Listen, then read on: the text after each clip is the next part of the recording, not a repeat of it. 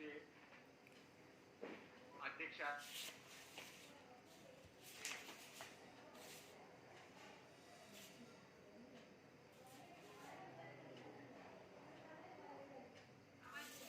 Rathod sir. हा तर ते कळीमठ सरांचा फोन आला होता आता आवाज सांगण्यासाठी सुरुवातीपासून. हा हो ठीक आहे सर. ओके. तर महाराष्ट्र शासनाने मराठी भाषा संवर्धन पंधरवडा हा साजरा करावा अशा प्रकारचं एक पत्र सर्व महाविद्यालयांना पाठवलं होतं. प्राचार्य साहेबांनीही ते पत्र आमच्या मराठी विभागाला दिलेलं आहे आणि त्याचाच एक भाग म्हणून आज आपण या ठिकाणी या मराठी भाषा पंधरवाड्याच्या पहिल्या व्याख्यानाला शंकर विभूते सरांच्या व्याख्यानापासून सुरुवात करणार आहोत. तर या व्याख्यानासाठी अध्यक्ष म्हणून लाभलेले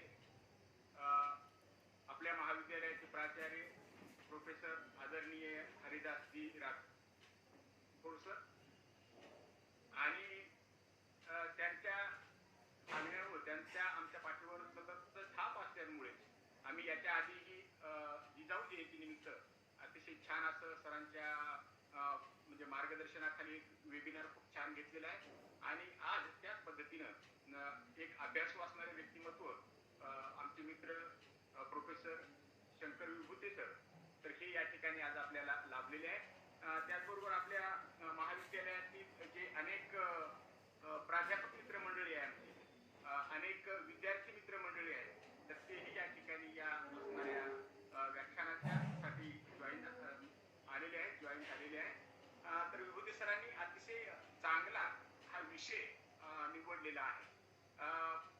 त्यांनी या विषयाच्या निवड करत असताना एक मराठी भाषेचा सार्वत्रिक वापर वस्तुस्थिती आणि भविष्य अशा प्रकारचा छान असा विषय निवडलेला आहे की मराठी भाषेचा आजकाल सार्वत्रिक वापर हा कसा होतो आहे आणि नेमकी वस्तुस्थिती काय आहे आणि पुढे मराठी भाषेचं भविष्य काय राहील अशा संदर्भातला अतिशय सुंदर असा विषय आहे. आपल्या सर्वांना ज्ञात आहे की विभूते सर आपल्या महाविद्यालयांमध्ये एक छान व्याख्यान त्यांचं झालं होतं. त्यांची कथा पूर्ण सांगता सांगता आमच्या स्मरणामध्ये आहे तर तीही थोडीशी राहिलेली आहे तर तीही कथा कथनाचा आपण नंतरच्या एखाद्या व्याख्यानामध्ये त्यांचा समावेश करूया.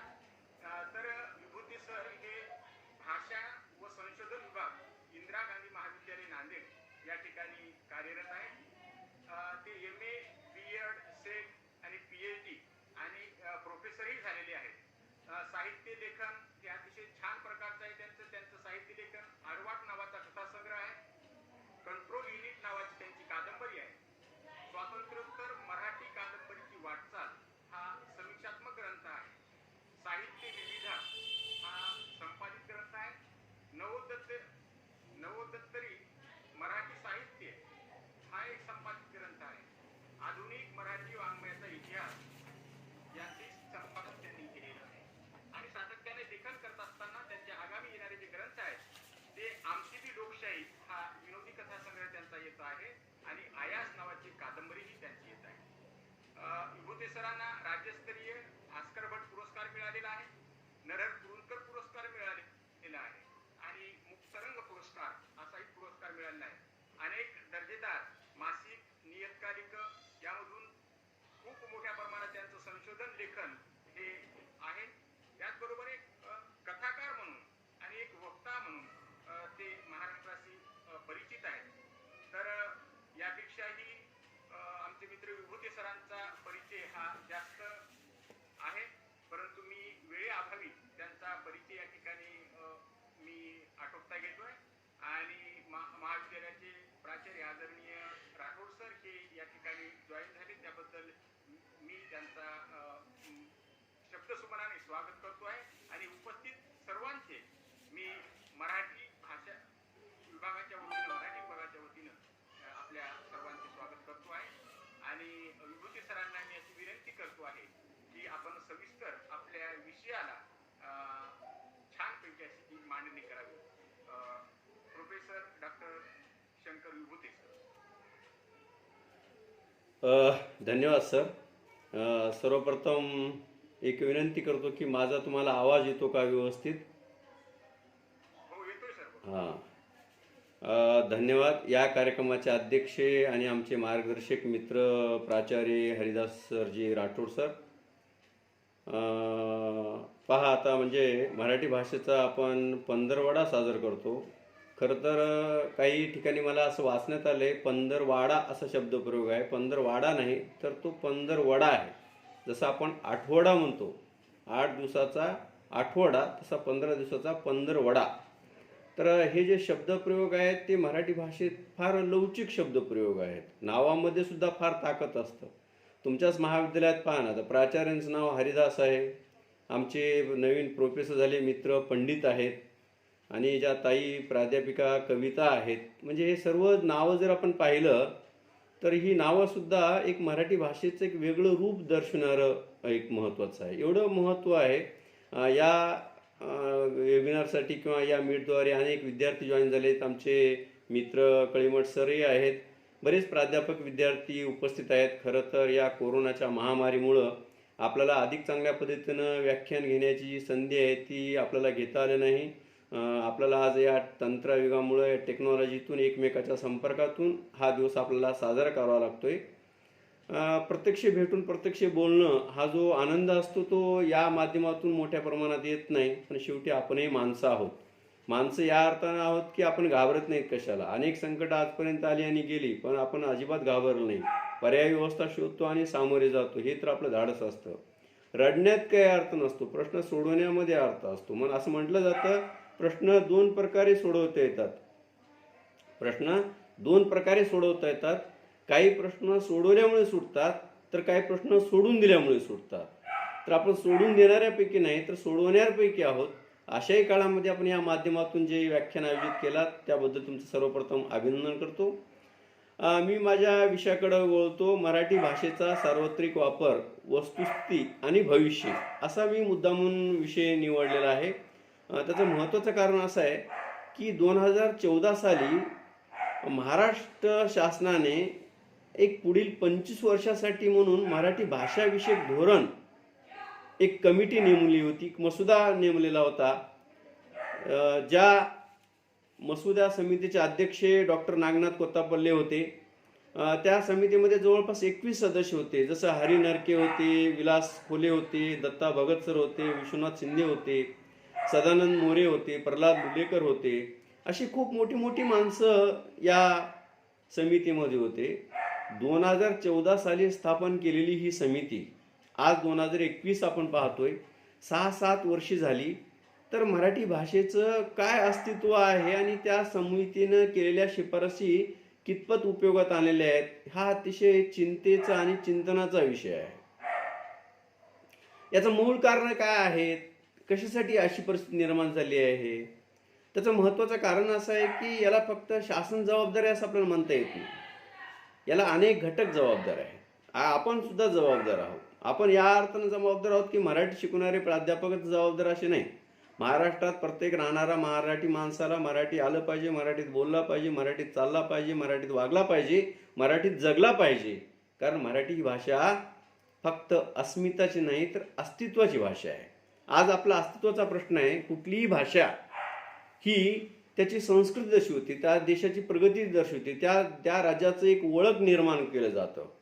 म्हणून मराठी भाषेच्या बाबतीमध्ये आपण कुठं दुर्दैवी ठरलो तर आपण एकूण व्यवहारामध्ये, समाजात वागताना माणसं सुद्धा अशा पद्धतीने भाषेचा वापर करताना फारसं दिसत नाहीत. उदाहरणार्थ, घराबाहेर पडल्यानंतर ही माणसं लगेच हिंदी बोलायला सुरू करतात. ऑटोवाल्याला हिंदी बोलतात, किराणा दुकानात हिंदी बोलतात, म्हणजे अगदी भाजीपाला घेणाऱ्याला हिंदी बोलतात. याचा अर्थ याचं हिंदी फार चांगलं असतं अशातला भाग नाही.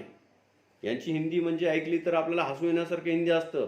जसं की आता भाजीपाला घेत असताना त्या मंडीवाल्या व्यक्तीला, गाडीवाल्याला असं म्हणतात की कांदे कैसा किलो दे रहा है. आता कांदे कैसे किलो दे रहा है हे काही फारसं हिंदी नाही. म्हणजे भाग्या उट्या पड्या अशा स्वरूपातली आपली हिंदी असते. पण आपण बोलतो, मराठी बोलत नाही. खरं तर पुढच्या माणसाला मराठी आलं पाहिजे, आपण मराठीत बोललं पाहिजे, मराठीत जगलं पाहिजे. आपण स्वतः व्यवहारामध्ये दुकानदाराच्या पाट्या आहेत. तुम्ही दक्षिण भारतात गेलात, आपल्यापेक्षा अधिक प्रमाणामध्ये ती भाषेचे आग्रही आहेत. अनेक पाट्या ह्या तेलुगू भाषेमध्ये, तामिळ भाषेमध्ये, कन्नड भाषेमध्ये, मल्याळ भाषेमध्ये आपल्याला दिसतात. पण मराठी भाषिक मात्र पाट्या मोठ्या प्रमाणामध्ये मराठीमध्ये लिहिताना दिसत नाही. म्हणजे छोट्या छोट्या गोष्टीसुद्धा अगदी नेम प्लेट असेल, ज्याला आपण तुम्ही आता नेम प्लेट म्हणू, नामफलक ज्याला आपण म्हणतो, तर अशा बाबतीमध्ये आपण ठरवून जाणीवपूर्वक प्रयत्न केलो तर मराठी भाषेला चांगले दिवस येऊ शकतात. समजा मराठी भाषेला चांगले दिवस आले नाही तर काय होईल, हा आपण दुसऱ्या भागात पाहणार आहोत. त्याचं महत्त्वाचं कारण असं आहे, भाषा जेव्हा मृत पावते तेव्हा फक्त भाषा मृत पावत नाही, भाषेसोबत संस्कृती मृत पावते, भाषेसोबत जगणं, वागणं आणि एकूण व्यवहार मृत पावतो. एवढंच नाही, आपली स्वतःची ओळख आणि अस्तित्व सुद्धा संपतं. एवढं ताकद भाषेमध्ये दडलेलं आहे. कारण भाषा ही अतिशय महत्त्वाची आणि अतिमहत्त्वाची घटक आहे. आता या बाबतीमध्ये सार्वत्रिक वापराच्या बाबतीमध्ये वस्तुस्थिती काय आहे, खरं पाहता परिस्थिती अशी आहे, जेव्हा एखादी भाषा जिवंत राहावी, टिकावी म्हणून आपण प्रयत्न करतो, तेव्हा त्या भाषेच्या संदर्भातले काही घटक महत्त्वाचे असतात. सगळ्यात महत्त्वाचा घटक आहे तो म्हणजे शिक्षण.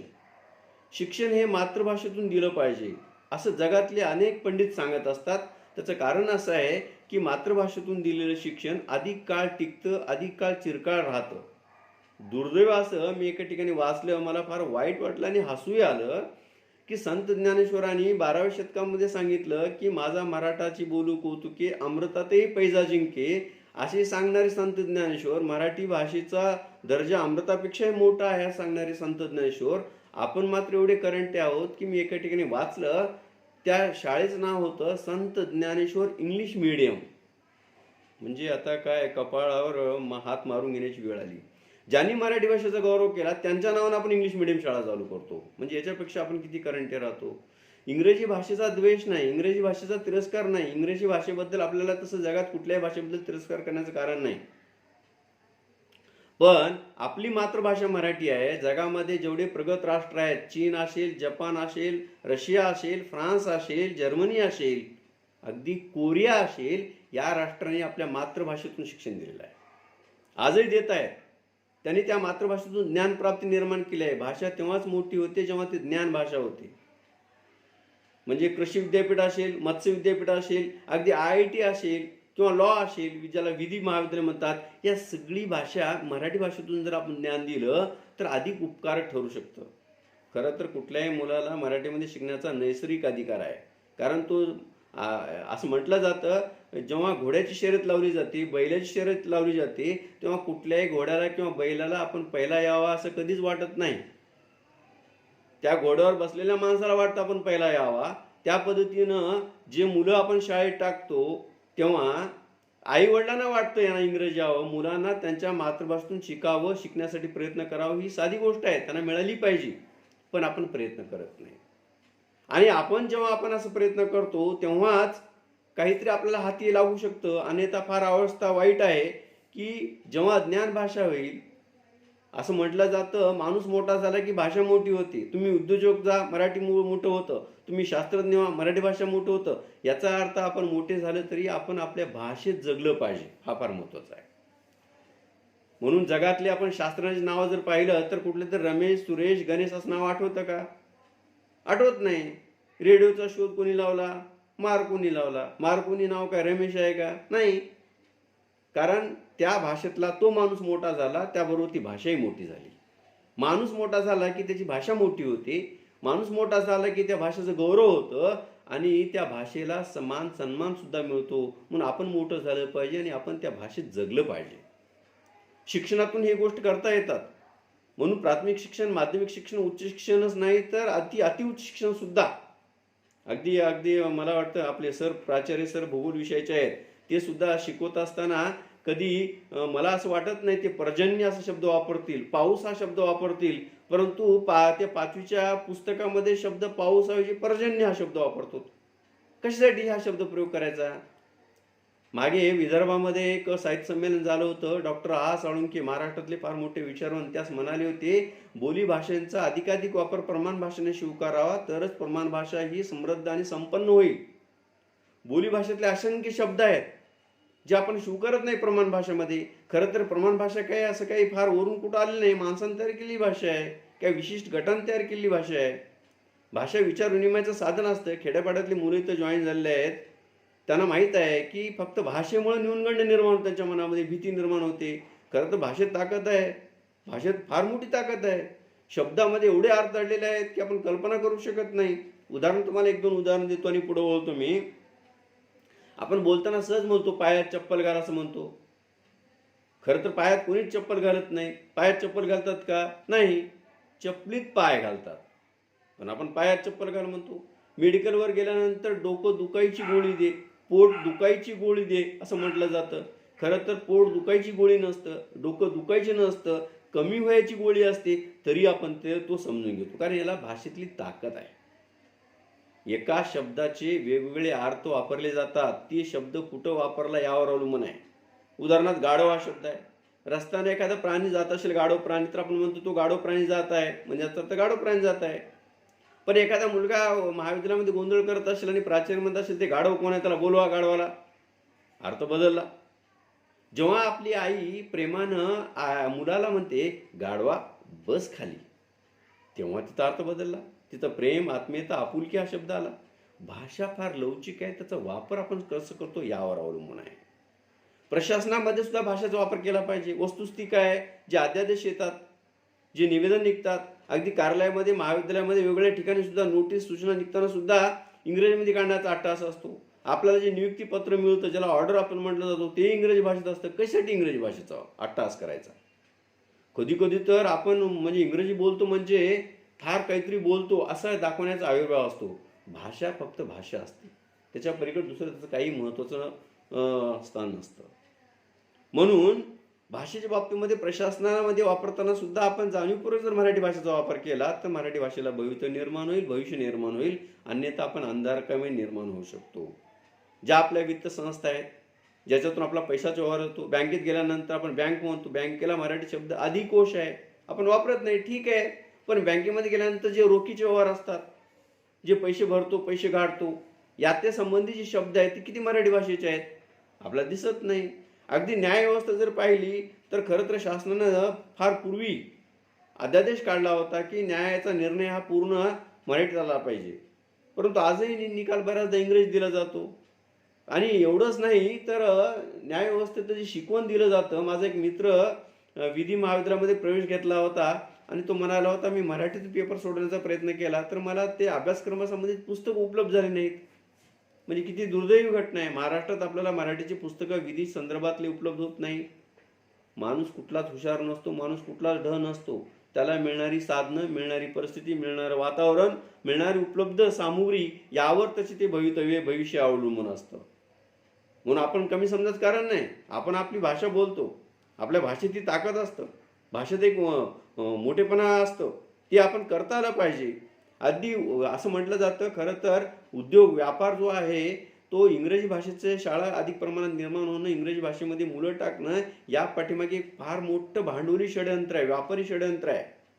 जसं काही इंग्रजी शिकलं की त्याला रोजगार मिळतो असा एक भ्रम तयार करण्यात आला आहे. आपण पाहतो, आपण बऱ्यापैकी बरेच प्राध्यापक इथं समावेश आहेत, इंग्रजी माध्यमातून शिकलेली मुलं काय केली आणि भविष्य काय आहे याचं आपण पाहिलं तर आपल्याला असं वाटत नाही.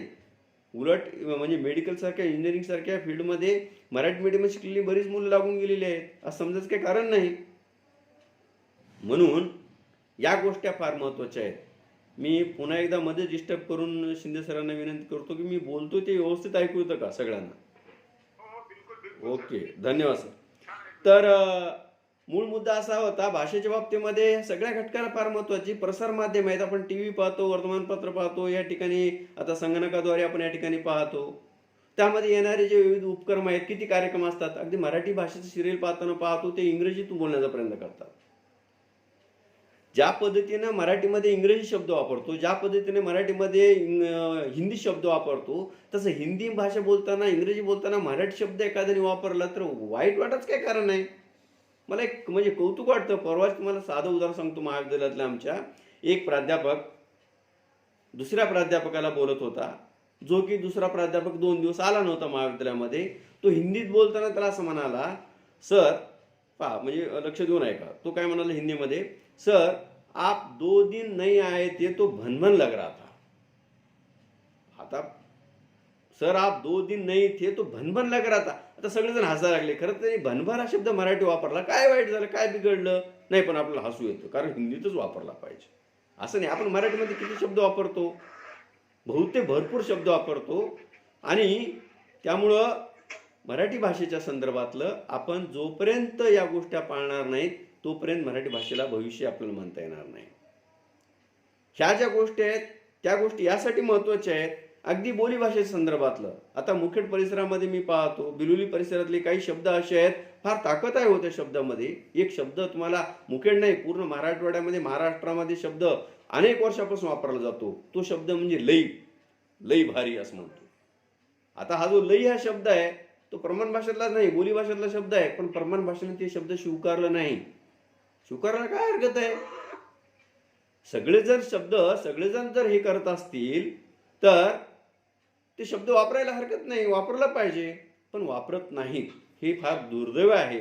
आणि असं जर आपण करत राहिलो तर आपल्याला भविष्य नाही. बोली भाषेच्या संदर्भातले अनेक शब्द आहेत, जसं की आता शहरामध्ये आता अलीकडच्या काळामध्ये ठाळ खायला मिळतं. त्याला मी पाहिलं मुखेड आणि बिलोली परिसरामध्ये बुड्डल हा शब्द आहे. किती लोक बुड्डल हा शब्द वापरतात. छान वाटतं, काय फरक पडतं, आपल्याला कळतं ना. आपल्या भाषा आपल्याला आकलन झालं, विषय मिटला. किंवा जेवण करत असताना जी पाट बनवली जाते त्याला पिढं असं म्हटलं जातं. जुन्या कपड्यांचे एकत्र जे पांघरण्यासाठी अंतरण्यासाठी केलं जातं त्याला वाकळ किंवा गोदडी असं म्हटलं जातं. शब्द फार वैभव आहेत भाषेतले शब्द. असे असंख्य शब्द आहेत. हात पोचत नाही असं म्हणण्यापेक्षा आंबडत नाही असं आपण बोलतो. मराठवाडा बोलीचं एक वैशिष्ट्य आहे, वैभव आहे हे. एवढंच नाही तर आता मी परवा गावाकडे गेलो होतो. माझा मित्र असं म्हणाला की ते कोणाच तरी तुमचं ऑडिओ चालू आहे, ऑडिओ म्यूट करा. तर माझा एक मित्र असं म्हणाला मला की तू कोकून आलास. अरे नामदेव कोणतरी आहे, त्यांचं ऑडिओ चालू आहे. तर खरं तर कोकून हा शब्द किती चांगला शब्द आहे. म्हणजे कोणीकडून या शब्दाचा सामाजिक शब्द कोकून तयार करण्यात आला. म्हणून असे जे शब्द आहेत, असे अनेक शब्द आहेत बोली भाषेतले जे शब्द मराठी भाषेचं वैभव निर्माण करतात, मराठी भाषेची ताकद निर्माण करतात. म्हणून सध्या सार्वत्रिक वापर करत असताना मराठी भाषेमध्ये आपण शिक्षण पाहिलं, उद्योग पाहिला, व्यापार पाहिला, व्यवहार पाहिला, वित्त व्यवस्था पाहिलं, इतर सार्वत्रिक किती मराठी भाषेचा वापर करतो हा गंभीर विषय आहे. मग याचं भविष्य काय आहे? भविष्य असं आहे, याबद्दल असं म्हटलं जातं की जगामध्ये मराठी भाषा बोलणाऱ्यांची संख्या 8 कोटी आहे.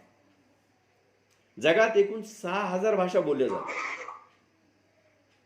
त्यापैकी मराठी भाषेचा क्रम जर आपण ठरवला तर 19वा क्रमांक लागतो आपला. पण मराठी भाषा जर हळूहळू लुप्त होत गेली तर मराठी भाषा संपून जाईल. आपण भाग्यवान सुदैव यासाठी आहोत. जगात अनेक राष्ट्र असे आहेत ज्या जगामध्ये फक्त आणि फक्त एकच भाषा बोलली जाते.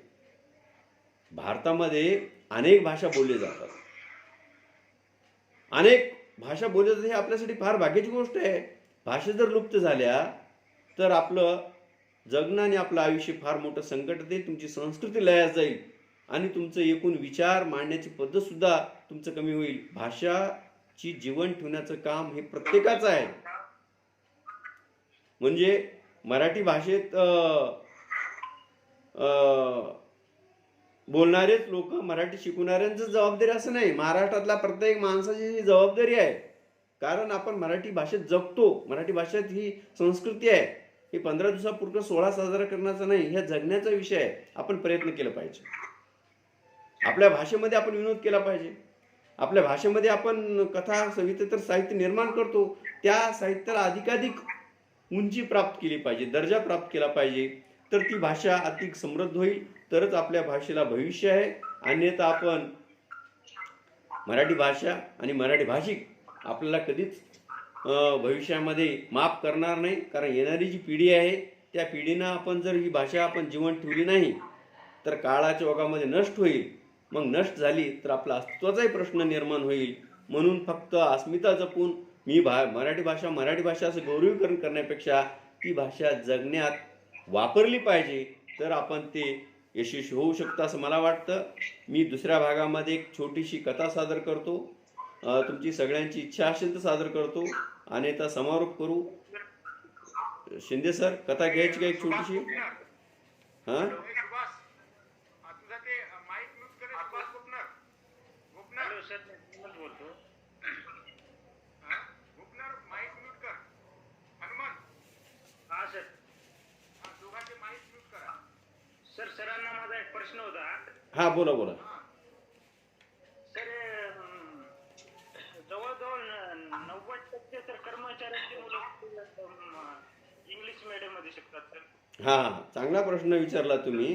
हां, अजून काही प्रश्न आहेत का? विचारा. आहेत का? जे मराठी विषय शिकवतात ना सर, त्यांचीच मुलं सर एक ते झाला प्रश्न झाला. अजून पुढचा काही प्रश्न आहे का तुमचा? हां, चांगला प्रश्न विचारला. हे पहा, मी तुम्हाला सुरुवातीला असं म्हणालो, मराठी भाषिक शिकवणारे प्राध्यापक, शिक्षक मुलं इंग्रजी टाकतात, मग आम्ही काय करावं? हा मराठी भाषेचा प्रश्न नाही. ते करतात म्हणजे त्यांचं काही म्हणजे कौतुक करण्यासारखं नाही किंवा निंदा करण्यासारखं नाही. विषय आहे आपल्या अस्तित्वाचा आणि आपल्या संस्कृतीचा.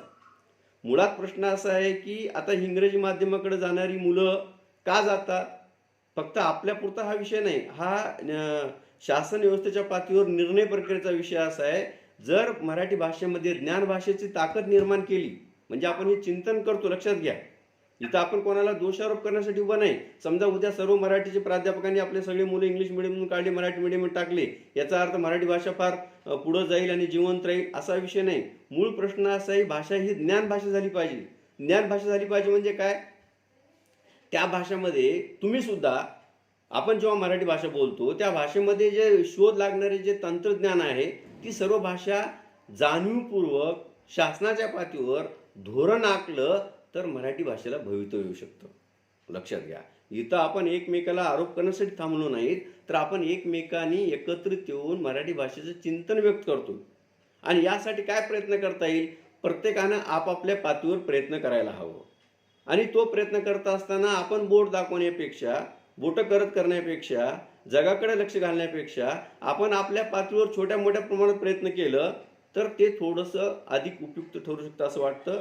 हा विषय खूप मोठा आहे, चर्चेचा आणि चिंतनाचा आहे. मी एक छोटी कथा घेतो, मग माझ्या विचाराला पूर्णविराम देतो. शिंदे सर, घ्यायची का एखादी कथा? थांबायचं? हां, एक छोटी कथा घेऊ आपण, फार मोठी नाही.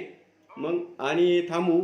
तुमच्या महाविद्यालयात आल्यानंतर जी कथा सांगितली होती मी, ती कथा बरीच मोठी आहे, त्यामुळे ती कथा टाळतो. दुसरी एक कथा, एक छोटी, एक विनोदी, एक वेगळ्या विषयाला वाहिलेली कथा आहे, ती कथा सादर करतो, मग मी थांबतो. कथेचं नाव आहे सर्किट. हा शब्दसुद्धा आता तुम्हाला इंग्रजी वाटतो, पण तो मराठी वापरतो आपण. तो यासाठी की त्याच्यातून माणसाच्या जगण्याच्या संदर्भातले कसे गुणधर्म लक्षात येतात हे लक्षात येतं. तर कथेचं नाव आहे सर्किट. कथेला प्रारंभ करतो. कालपासून पाठीचा त्रास सुरू झाला होता. तसा त्रास मला बऱ्याच वर्षापासून होता, पण या हिवाळ्यामध्ये अधिक त्याचं प्रमाण वाढलं होतं. माझा त्रास पाहून माझी पत्नी असं म्हणाली, अहो किती त्रास करून घेता तुम्ही, जाऊन एकदा डॉक्टरकडं. मी म्हणालो, अगं तो डॉक्टर काय करणार? तपासणार आणि पेन किलरच्या गोळ्या देणार. या पलीकडे तू दुसरं काय करतो? हो, सगळं तुम्हालाच कळतं. गेलेलं बरं, तपासलेलं अधिक चांगलं. बरं बाबा, जातो महाविद्यालयातून, तिकडंच जातो, तपासून घेतो.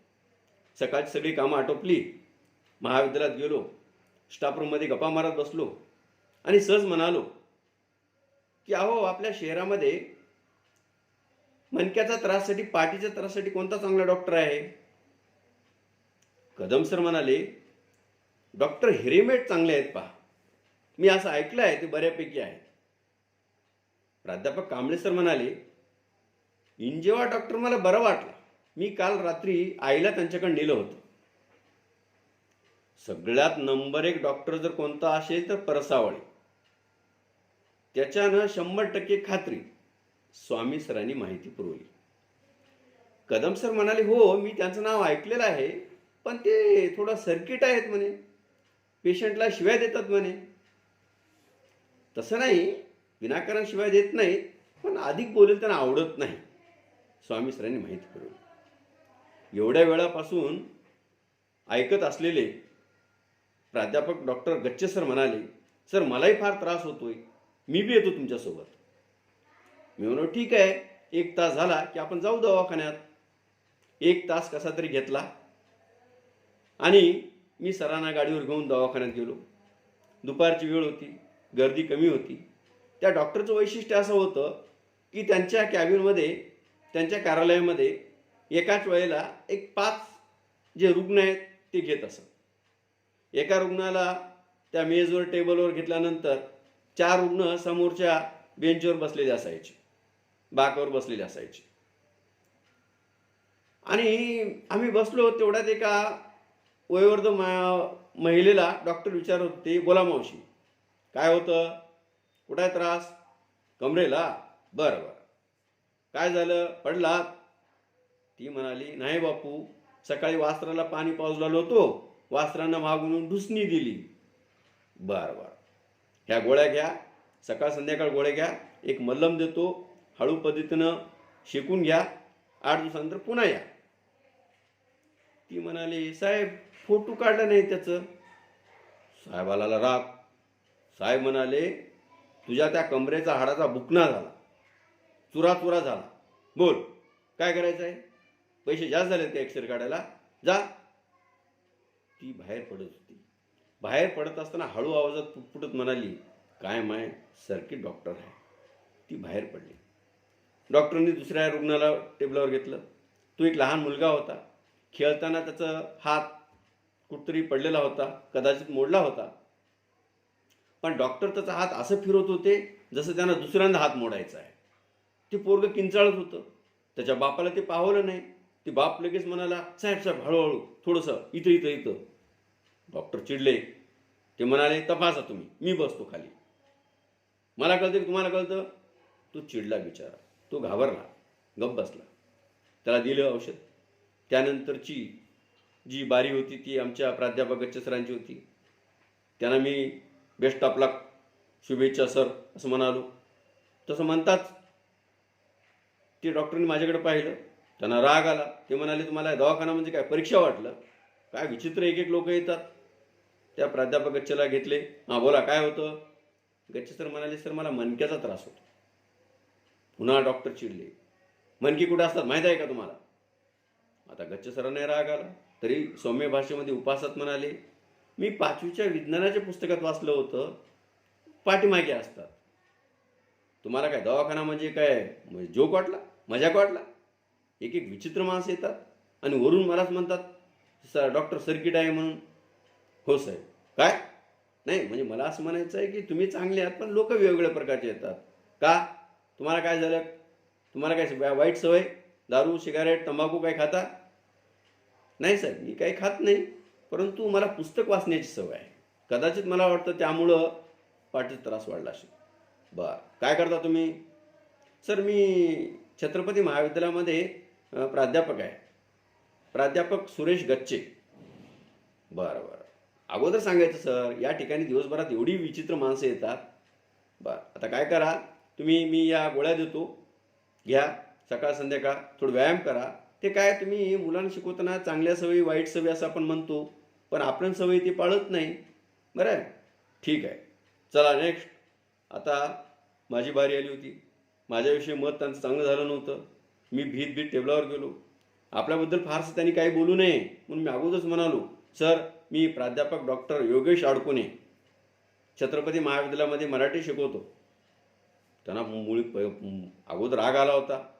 ते असं म्हणाले, तुम्ही कोण आहात त्याच्याशी मला काही घेणं नाही, तुम्हाला काय होतं ते सांगा. मी म्हणालो सर मलाही मणक्याचा त्रास होतो, नाही सॉरी पाठीमागे दुखतोय, कारण मागचा अनुभव होता.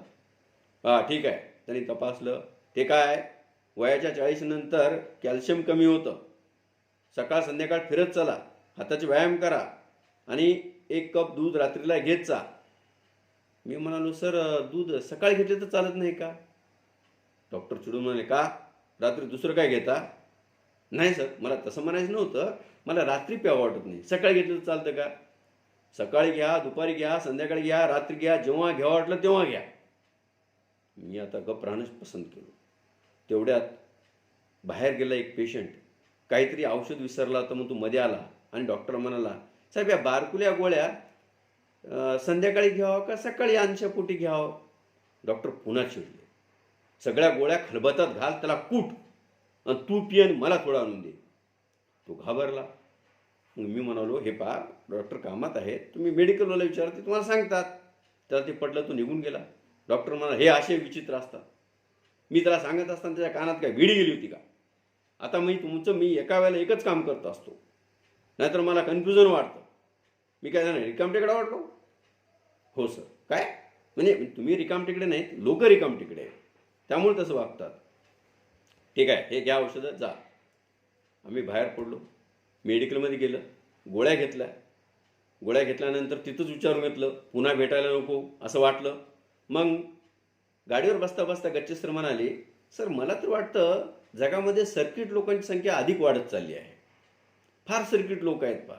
तुम्हाला मी माझं सांगतो, माझी बायको एवढी सर्किट आहे, तिला आवडलेले पदार्थ भरूभरून करते. तिच्या माहेरची माणसं आली तर पळून पळून करते, आणि माझ्याकडचं कोणी आलं तर कंबर दुखतं, पाठ दुखतं, डोकं दुखतं.